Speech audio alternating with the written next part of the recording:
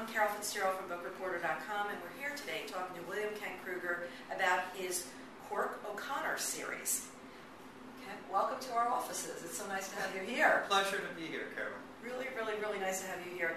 For those who may not be familiar with the Cork O'Connor series, can you give them some background on it? Sure. Cork O'Connor is, in my estimation, a unique protagonist in the genre. He is a man who straddles two different cultures. He's part Irish and he's part Ojibwe. The series is set in northern Minnesota, and so I use the Ojibwe culture significantly. And at the heart of the series really is the conflict that has gone on for ages between those two cultures, white and Ojibwe. And I use Cork O'Connor to mirror that conflict because he's a man who's never quite sure who he is really, nor is the community in which he exists. He's never quite white enough for the whites, nor is he quite Ojibwe enough for the Ojibwe. It's a very classic series in the genre in that there's always profound mystery at the heart of the work. There's a lot of suspense, a very modern thing with suspense going on in the series.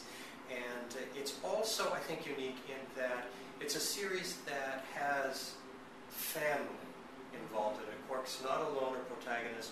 He has family. So there are a lot of, I'm able to bring into the books the discussion of a lot of these kinds of values that go along with family. So when you chose to use the Native American legend, lore, and culture in your work, you made a conscious decision that you were doing this. Why? Tony Hillerman is one big reason.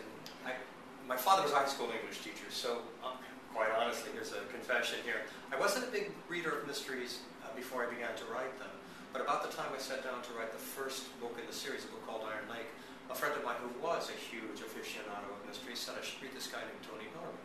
So I read Hillerman, who, for those who aren't familiar with his work, writes the Jin Chi Joe Leaphorn series that deals significantly with the Navajo culture in the southwestern part of the United States. And I was just blown away with what he was able to accomplish with the books. It appealed to me in large measure because when I was kicked out of college, but while I was there... And what college was that? That was Stanford University. I've always thought it was much more interesting to say that I was kicked out of Stanford than that I graduated from Stanford.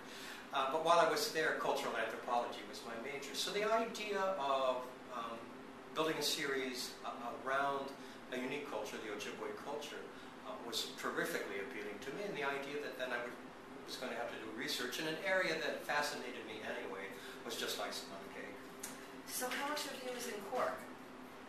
Character, is there part of you in him, or? I get that question a lot, and I think it's because Cork is a compelling and very decent protagonist.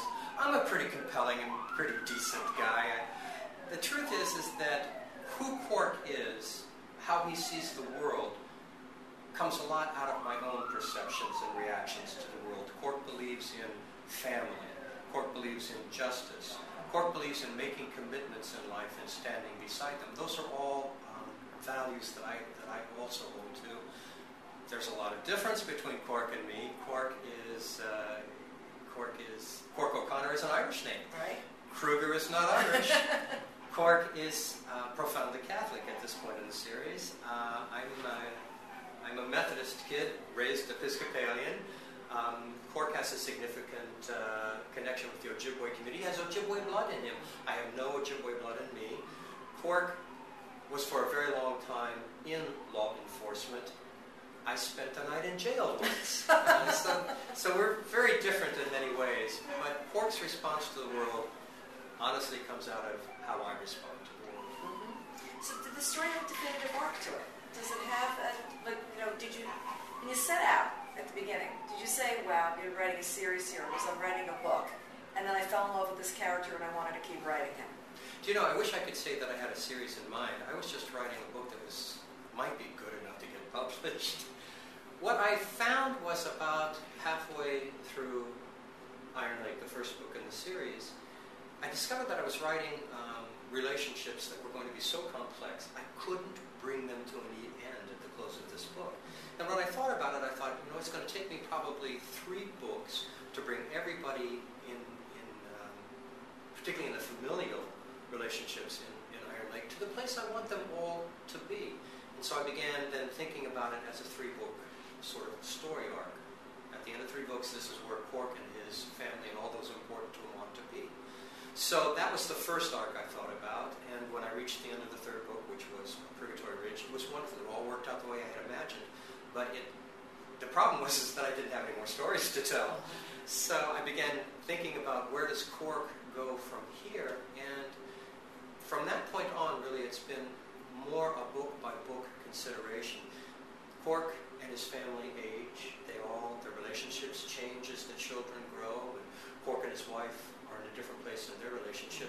So very much now I look at what's going on with Cork and his family, and where's that going to take us in maybe the next book, or even now the next couple of books. Now, do you age him year by year as you write year by year? Does he age? And I'm just saying this because I know I've spoken to a number of authors that said, if we keep doing it like this, they're going to turn 80, and it's not going to be pretty, and they're not going to be able to get out there and do these shooting scenes anymore. This is not going to happen. So does he age?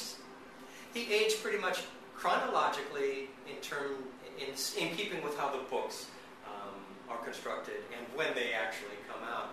When I wrote the series, I began writing the series in the early 90s, and Cork at that point was 40 years old. Now I've taken him essentially, if you really are tracking this, if you read or tracking the series, we're into the early 2000s, so 2001, 2002. I never mentioned 9/11 because I don't want to set it that significantly. So Cork is aged approximately 7 or 8 years. His children have also aged appropriately. Their relationships have all changed. So I try to keep track of that as much as possible. But I got to tell you this: if you're really an astute reader of the series, and you look very carefully, you'll see that occasionally I stumble. For example, I think Stevie, who's a little character in the book, spends 2 years in the same grade, and not because he's particularly slow. It was my problem. And did readers write and tell you this? Indeed, they did. Exactly. It's that and getting the weapon wrong. You get the weapon wrong, and you get the age thing wrong, and they're there to tell you. You made a mistake. Bingo.